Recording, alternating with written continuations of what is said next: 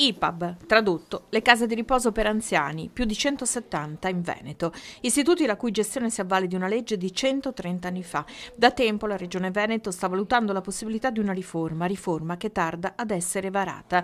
La UIL e la UIL FPL Veneto hanno iniziato una mobilitazione perché temono che il ritardo significhi non volontà di mantenere gli istituti e enti pubblici a scapito di chi non può pagare rette sempre più costose. Presidio e volantinaggio in Piazzale Roma a Venezia. Noi non vorremmo essere smentiti, ma ci sembra che la Giunta regionale vada nel senso opposto di agevolare le IPAB private. Due cose molto semplici. Le IPAB pubbliche devono essere messe in condizione di avere la stessa tassazione delle IPAB private, se no c'è dumping.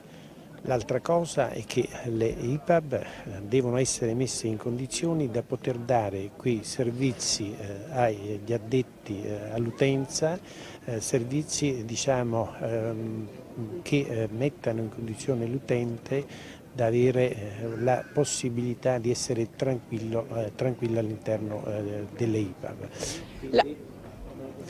Quindi vuol dire personale che abbia le competenze e la capacità di poter assistere anche sul piano assistenziale medico e infermieristico. Il rischio è che 6.000 cittadini non ricevono alcuna partecipazione alla spesa per il ricovero dei propri cari. Non può essere una penalizzazione il fatto che si viva di più, no? Allora noi chiediamo che nelle politiche dei governi, nelle riforme, nelle politiche regionali si tenga conto di questa grande fetta della popolazione che è destinata ad aumentare.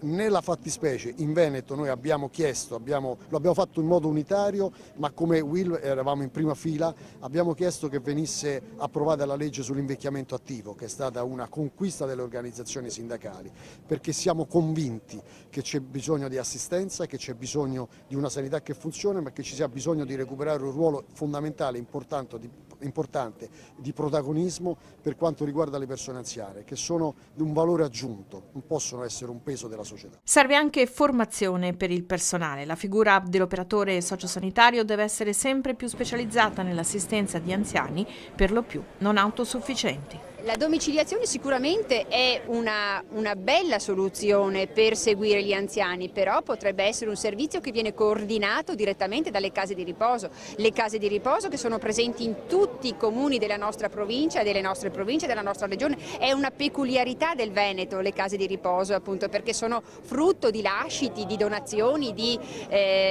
benestanti appunto che lasciavano per gli anziani poveri del paese.